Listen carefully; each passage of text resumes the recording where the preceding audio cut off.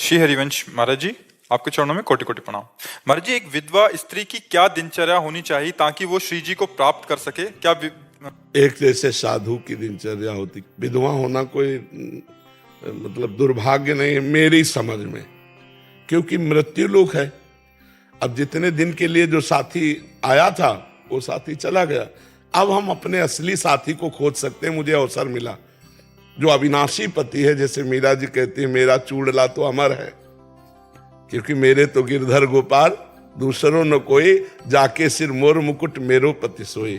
तो प्रातः से लेकर शयन तक, शयन से लेकर प्रातः तक अगर ब्रह्मचर्य का पालन करे, क्योंकि भगवान ने अवसर दिया है, ब्रह्मचर्य पालन करे, शास्त्रों का स्वाध्याय करे, नाम जप करे और समाज से हटकर एकांत में जैसे सन्यासी साधना करते, ऐसी साधना करो तो अपने कुल परिवार को भी तार देगा और स्वयं तर जाएगा। क्योंकि जीव न स्त्री है न पुरुष है, ये तो कुछ समय के लिए मिला हुआ है। न कोई किसी का पति न कोई किसी की पत्नी है। नाटक मंच पर माया के द्वारा ये रचित शरीरों के संबंध में वो गया, उसका संबंध इतने दिनों तक था। अब परमात्मा से संबंध कर लो, अब भगवान से संबंध कर लो। हमें लगता है हर परिस्थिति का सदुपयोग करना चाहिए, दुरुपयोग नहीं।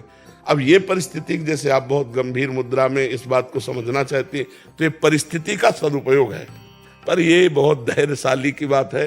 नहीं तो कल परसों एक प्रश्न था हमारे, उसमें यही लिखा था कि अब ये अकेलापन सहा नहीं जा रहा। मतलब ऐसा लग रहा है कि दूसरी शादी, नया कोई जीवन साथी चयन कर लें, मतलब वैधव्य हो गया था। हाँ, और बहुत फिर इसमें कोई विलय सेट हो पाता नहीं। तो पहली बात होती है कि जो स्वीकार करता है उसकी हे बुद्धि होती है सामने वाले के प्रति, और उसकी दैन्य बुद्धि होती है। वो बहुत मतलब हमें तो लगता है कि अगर सह जाए तो आजीवन ब्रह्मचर्य रहकर भजन करना चाहिए।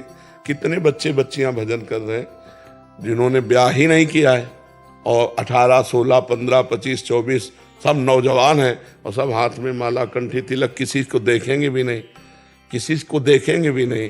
कोई ऐसा नहीं कि मोबाइल रखती हो या किसी भी तरह का सांसारिक आधुनिक, कोई भी आधुनिक सुविधाएं नहीं है। बस वो भगवान के लिए जीवन। तो हमें लगता है कहीं ना कहीं भगवान ने कृपा करी और मुझे अपनी तरफ घसीटने का अवसर दिया, ऐसा हमें सोचना चाहिए। हमें ये नहीं सोचना चाहिए कि हमारा दुर्भाग्य है कि हमारा पति चला गया। अब मैं श्री कृष्ण को रिझाऊंगी और जन्म जन्म उन्हीं, वो अविनाशी हैं, जन्म जन्म उन्हीं की होके रहूंगी। जो बड़ी बड़ी ऐसी महान भक्ता हुई हमारे देश में जिन्होंने भगवान को रिझा लिया, पर बच के रहे, क्योंकि आकर्षण बहुत बुरा होता है। समाज में रहना है, वो आकर्षण है, पर अगर भक्ति शुद्ध है तो कोई परास्त नहीं कर सकता, नहीं तो बहुत कठिन है।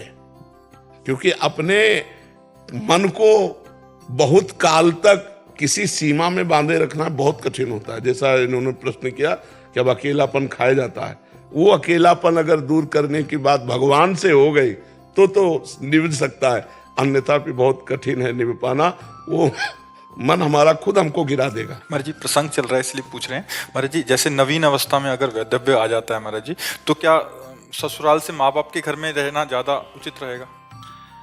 अब ऐसे माँ बाप उदार मिले, भाई उदार मिले तो है, क्योंकि माँ बाप जो बोझा समझते थे वो दोबारा कैसे स्वीकार कर सकते हैं? उनको बोझा ही लगेगा ना। लड़की अगर भाभी है, भैया है, उसे प्यार नहीं देंगे तो माँ बाप तो कुछ दिन के रह गए ना, वो जिंदगी भर टार्चर करें। तो इससे अच्छा है कि वो ससुराल में व्यतीत करे। अगर वहाँ भी जीवन सही ना दिखाई दे तो आजकल समृद्ध भारत है, कोई नौकरी कर लो और स्वयं एक कमरा ले लो किराए का और स्वयं रहना सीखो। हमारी भारत की लड़कियां तो बॉर्डर पे भी लगी हैं, और अपने धर्म से चलो और अपना जीवन जीने सीखो। जीवन अब वो समय नहीं है कि घर की बातें सहते रहो, और विधवा हो गई तो घर के लोग टॉर्चर कर रहे हैं, कठोर शब्द बोल रहे हैं। नहीं, कोई नौकरी कर लेते हैं, कोई व्यापार कर लेते हैं और अपना जीवन जीते हैं। इस तरह का नहीं। और जो बहुत कम अवस्था में शरीर, जिनका पति का पूरा हो गया, मनो अभिव्याह किया और शरीर पूरा हो गया, तो सब कोई ब्रह्मचर्य तो नहीं रह सकता। उनसे हम प्रार्थना यही करेंगे कि अपने जीने का रास्ता निकाल लें, क्योंकि व्यभिचार से अच्छा है किसी एक पुरुष का वर्ण करके और धर्म पूर्वक चला जाए। अगर हम ब्रह्मचर्य नहीं रहेंगे तो व्यभिचार करेंगे, व्यभिचार करेंगे तो बिल्कुल नरकगामी हो जाएंगे। इससे अच्छा है कि हम किसी एक पुरुष को स्वीकार करके धर्म पूर्वक भगवत आराधना करते हुए फिर चले। और जिनको ये हिम्मत है तो कदापि किसी की तरफ आंख न उठाए और अपने जीवन को जीना सीखे, क्योंकि भगवान ने आपको बल दिया है, कोई बाल बांका नहीं कर सकता। यमुना बाई थी, गंगा यमुना बाई, तो जो ब्रह्मचर्य रहता है उसमें एक सुंदरता आ जाती है। ब्रह्मचर्य एक तेज है। तो सम्राट अकबर का भांजा अजीज बेग उसका नाम था, वो दौड़े पे आया हुआ था आगरे, तो यहाँ वृंदावन आया होता। उसने देखा इतनी सुंदर स्त्री और 9 युवती और वस्त्र गंगा यमुना स्नान से शरीर में लिपटे हुए थे। तो उसने सैन्य जो उसके साथ थे आदेश किया कि इसको हमारी सेवा में भेजा जाए। बोले नहीं, ये तो संत हैं, कोई संसारिक पुरुष नहीं है, ये नहीं आएंगे। अब उसका मन गलत हो चुका था, वो पदवी पे था, तो उन्होंने कहा अगर आप किसी भी तरह का शासन प्रयोग करते हैं तो समाज बिगड़ जाएगी। तो 2 वेश्याएं उसने खरीदी और कहा, परिचय दिया कि उनको किसी भी तरह छल के द्वारा हमारे पास लाओ। और वैश्याओं ने साधु वेश धारण किया। रसिकानंद वाले में पूरा चरित्र है। अब उनके पास जाने, साधु वेश का तो आदर किया जाता है, मतलब कोई भी कैसा भी हो साधु वेश में आए तो उस वेश का आदर किया जाता है। प्रणाम नमस्कार, बैठी, थोड़ी देर भगवत चर्चा हुई, चली गई। 4-6 दिन रोज आने लगी, फिर एक दिन नहीं आई, फिर दूसरे दिन गई। तो पूछना बनता है ना, बोले सखी आप कल नहीं आई थी? तो उनका हमारे यहाँ बहुत बड़े संत आए हैं, तो उनकी सेवा में बिजी थी, थोड़ी छुट्टी लेकर मैं आपसे मिलने आई हूं। उनका संत आए हैं? बोले बहुत बड़े संत है, रात दिन भजन में लगे रहते हैं, आप चलेंगे दर्शन करने? उनको वैसे तो वृंदावन से कहीं जाती नहीं, पर मथुरा की बात है, मथुरा में टिका हुआ था वो, तो चल सकती हैं। तो उनका फिर चलो। अब उनकी तो बात बन गई, पैसा इसी बात के लिए थी, वो नाटक करके उनको वहां महल में, तो उनका संत यहाँ, उनका हाँ, तो उनको लगा कि संत है, चाहे महलों में रखो चाहे झोपड़ी में, उनकी क्या स्थिति हो, तो महापुरुष होते हैं। और जो ही अंदर गए सो बाहर से उसने दरवाजा लॉक कर दिया।